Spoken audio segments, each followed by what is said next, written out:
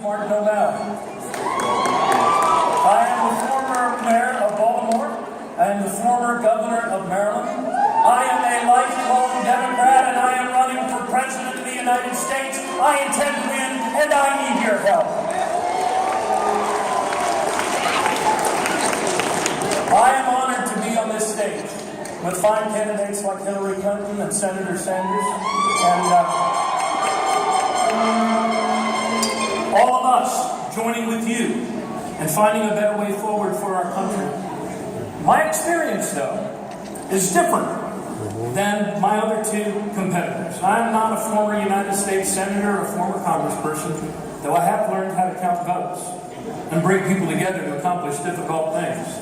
I'm not a cabinet secretary or an advisor, but I have put together some terrific cabinets of really talented and diverse men and women who know how to get things done. My experiences as an executive, a mayor and as a governor, bringing people together, getting things done. What sort of things? Actions, not words. The first state in the union to pass a living wage, raising the minimum wage, investing more in public education rather than less to make our public schools #1 in America 5 years in a row. These were actions, not words. Going 4 years in a row without a penny's increase to college tuition, investing more in our infrastructure, making my state #1 in innovation and entrepreneurship, passing a climate change bill, and taking actions like these, driver's licenses for new American immigrants, and passing the DREAM Act in Maryland. Passing marriage equality, repealing the death penalty, and passing comprehensive gun safety legislation. Actions, not words. Look, I know that sometimes it's easy to become discouraged about the gridlock in our national politics and in Congress, by the division and polarization of our nation's deliberative body.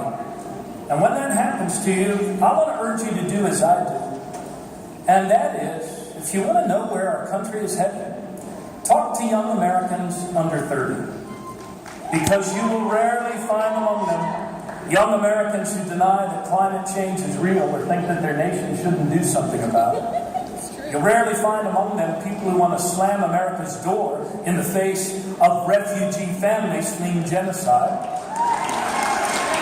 And you'll rarely find among them young Americans who want to bash new American immigrants or deny rights to gay couples or to their children.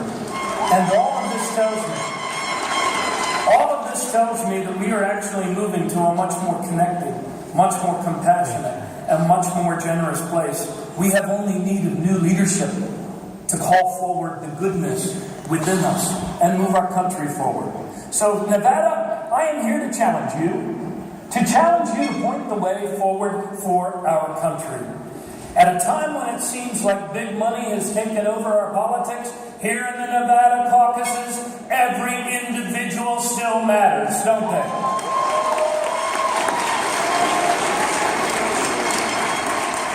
So I want to share some thoughts with you tonight about our country, about where we need to head, the actions we need to take to move us forward. And one of the most important lessons I learned about our country and about the American dream that we share, I learned when I was 17, and I was working in a restaurant, and I saw this new American immigrant man. His name Miguel was Miguel. And Miguel, without him, that restaurant would not function. I mean, this guy was there early, opened up the place, humping kegs, bussing tables. I was watched him working tirelessly night after night, the heart and soul of the place. And at the end of one long night, I remember asking him, I said, Miguel, how is it that you work so hard? And instead of answering me how, he told me why in 3 very powerful words. He said, for my daughter.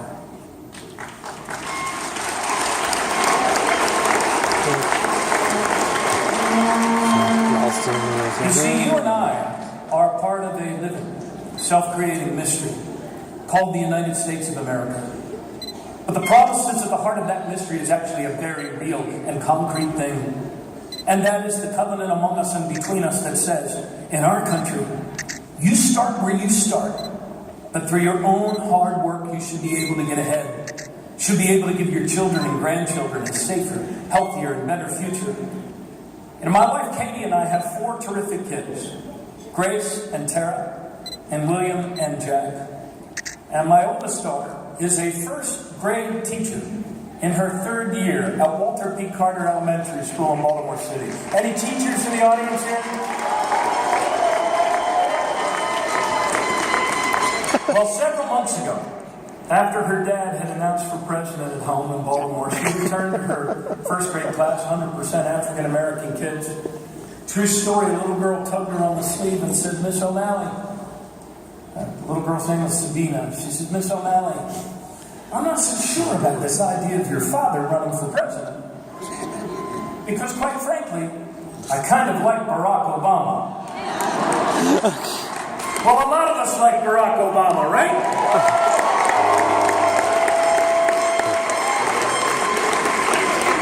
8 years ago, when our nation was on the verge of being plunged into a second Great Depression by the recklessness and unchecked greed of Wall Street, we brought forward as a party a new leader in Barack Obama to move our country forward, and that is exactly what he's done. Get this.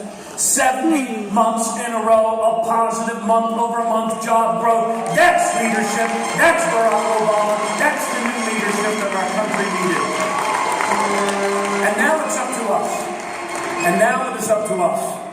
We must build upon President Obama's legacy, or surely we will backslide into a very bad detour. What am I talking about? Forget about a hidden agenda. The Republican candidates for president openly promise to take us backward. They will undo every single thing that we have accomplished in these last 8 difficult years. I look at their field of candidates and I shake my head. I'd like to say that Donald Trump is the most outrageous and unqualified person ever to run for president. But really, that's not fair to Ted Cruz.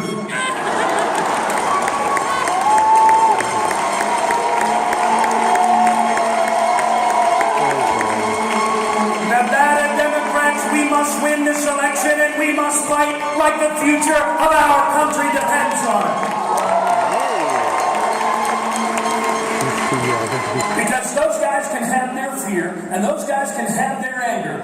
But I know that there is more that unites us than divides us.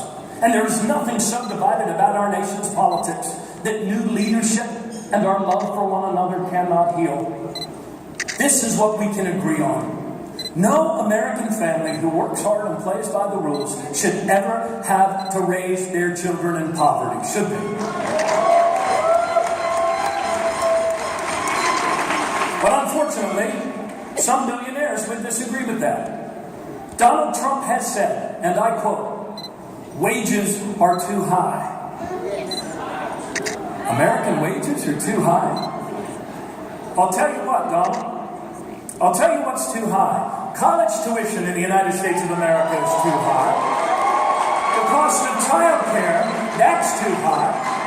The number of Americans living in poverty is too high. Donald Trump's opinion of himself, that's too high.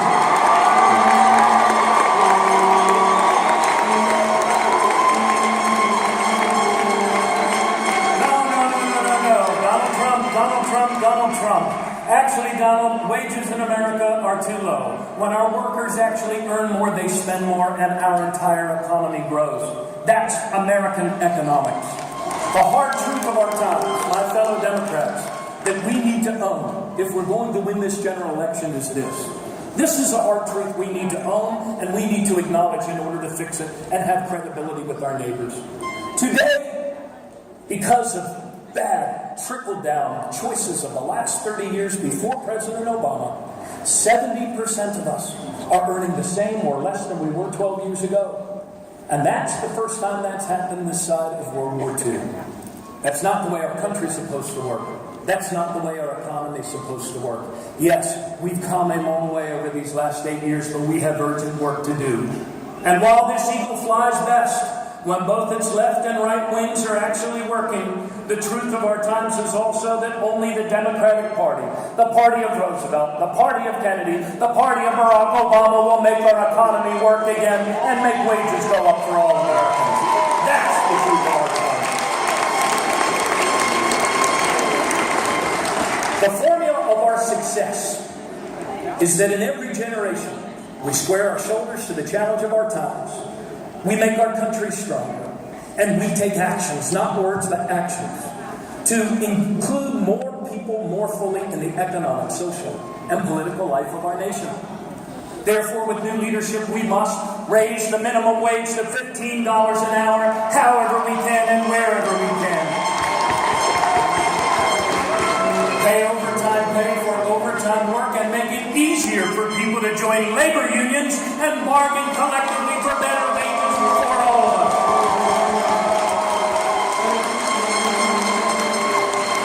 Equal pay for equal work for men and women and paid family leave in the United States of America. These are the choices that move us forward. And instead of scrapping or privatizing Social Security, I have put forward a plan to actually expand Social Security and increase average payouts to Americans in Social Security. We want to get wages to go up rather than down? Then let us do as our grandparents and our parents did before us. Let's get 11 million of our neighbors out of the off-the-books, underground shadow economy by passing comprehensive immigration reform with a pathway to citizenship for all. These are among the 15 strategic goals that I have put forward in the course of this campaign for moving our country forward. And the difference between a goal and a dream is a deadline, something I've also learned as a mayor and a governor. I put forward a plan now to move us to make debt-free college a reality within the next 5 years. I have put forward a plan, and I have the backbone to stand up to the bullies of Wall Street, so Wall Street